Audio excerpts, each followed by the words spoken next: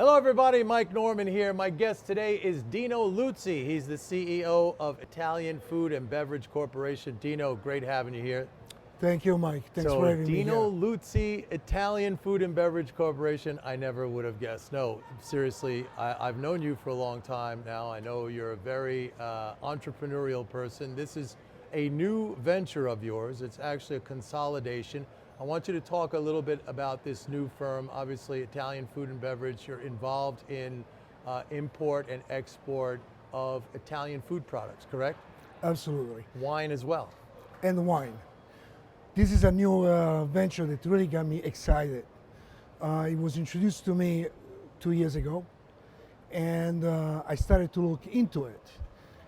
I realized that there is a lot of money in selling wine all over the world. What best place to get the wine from, if not Italy? I spend a lot. There's a lot of money at my household on that, I'll tell you that. And then on top of that, what a great combination, adding food to the wine. So we been developing this adventure now in 5 countries. We were in Austria, Hungary, Italy, and Singapore, and as of this week, we're also in London. We are working ourselves to bring it to other countries, and at the same time, we're exploring how to start the distribution of the food. Okay, but now, look, distribution of Italian, everybody loves Italian food. We all know that. This is not a new product or service. I mean, Italian food is sold, exported, and sold around the world. You have a lot of competition. You have big firms in this space. You have like Barilla, Italian company, and others that are in this space. How are you carving out a niche? Your company's small. Yes, you're an entrepreneurial guy. You're a successful businessman.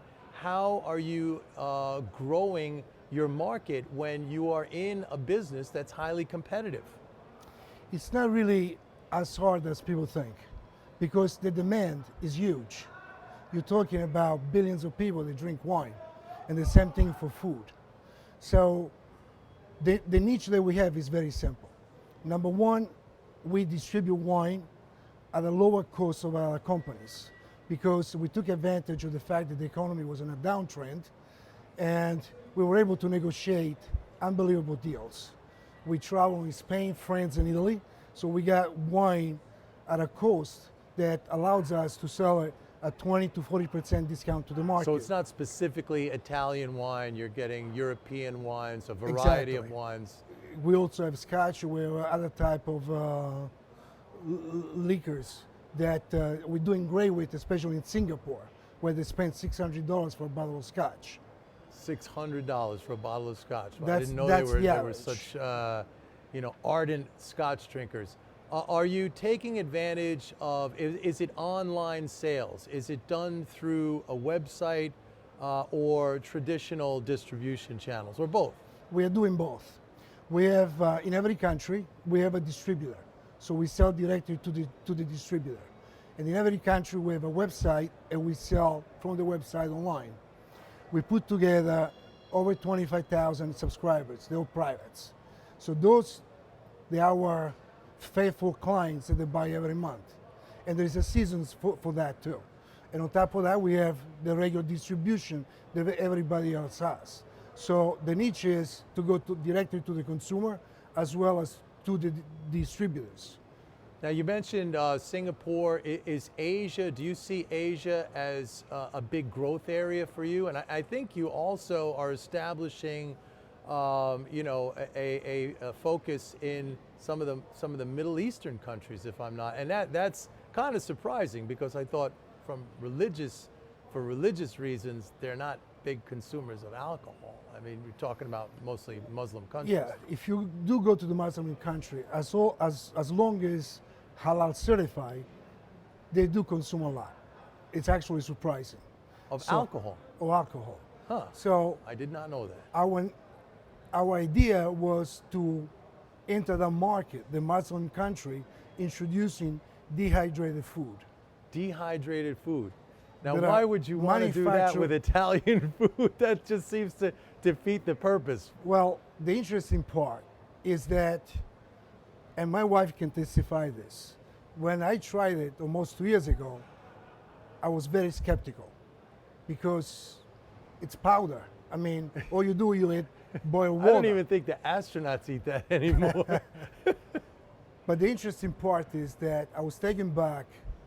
It tastes just like my mother's sauce. Yeah, yeah. It's hard to believe. I tried it. Dino, that's like a slander against your mother. My mother, I can't even tell my mother. Yeah, I can understand why. Mom, this dehydrated sauce is just as good as yours that you've been slaving over this past Sunday for 8 hours. But anyway, so this is a growth area, this dehydrated food. It's brand new, and it I can't think spoil. It can't go bad. It can't go bad. I really believe in it because everybody's busy, especially in New York City. You can make yourself a dish of pasta Here? with whatever sauce, 36 seconds. Mike, it was very hard for me to believe. I still have to slap myself to believe it. You're talking to a huge skeptic right here, but remember when the computers maybe I'll came try out? it one of these days. When the what? When the computers came out, then the viruses. I didn't have to eat the computer. That was a difference. All right, so we have the dehydrated food. We have the liquor business, mainly wine. I think there's also, you guys are doing stuff with food carts, right? Now, Absolutely. food carts, they're really taking off here in this country. I mean, they made that movie a couple of years ago, Chef. It was a great movie, by the way. You see them all over the city here. You talked about Americans, being busy. They don't have time. Everyone for lunch is lined up outside in the street, outside of a food cart, right? So where are you rolling these Mike, out? No pun intended. That is what got my attention. Have you looked at the line on 56th Street for the halal food kiosk? I remember, it goes around the block. It's incredible. Our idea was, and it's becoming successful now, because we were just at the Expo in Italy. We introduced the Ape, which is the first kiosk that is like a motorcycle, basically. And it's on 3-wheel, and you can travel with it. And because of that, we are negotiating now to put 3,000 of those food kiosks. That's what I really call fast food. It is fast food. It runs out, you gotta catch it. And you can't hold too much in there though. It's like where do you store? It's dehydrated food. Oh yeah. A small container like this fits 20 people. That's and incredible. Eventually, we're going to try to go to the military as well. To the military, I could see. But you don't think you're going to have to overcome like a tremendous amount of just resistance from people like you saw my reaction, right? I think I speak for, or my reaction spoke for a lot of people when I said, dehydrated food, and you're an Italian food company. I want some, I want some pasta, I want some meatballs, I want some sausages. The reality is we don't sell dehydrated food. We sell Italian quality, Italian high quality dehydrated food. And there is a big difference. They're already selling dehydrated food in India, but we also have a contract in place with India where we want to put the kiosk outside the schools where they can eat they can have a dish of pasta within 3 minutes. Now, even though our cost is about 30 to 40 cents higher, they're already interested in our quality because it tastes so much better. So give us an idea of a packet. Now, is that a full meal in a packet? Is that one dish? And what would something like that cost? You can have a dish of pasta with any type of sauce that you want, that you choose, done in 68 seconds or less for about $2. A dish of pasta. It literally, in a plate. It opens up into pasta and sauce. Exactly. That's amazing. Dehydrated food. I mean, I'm gonna have to try this. I'm absolutely gonna have to try this. Anyway, I want to let everyone know the name of the company is Italian Food and Beverage Corporation. It is a listed stock. It's traded where? Over the counter? It's listed over the counter. The symbol is IFBC. Sounds like he's got some interesting concepts. Definitely, I'm going to be following this dehydrated food idea. But Dino, Mike, remember the focus is revenue. Yeah, I know you. I know profits. You. I'm spoken from a man who knows how to do that. Dino, thank you very much. Thank you for having me. That's it for today, folks. This is Mike Norman saying see you next time. Bye-bye.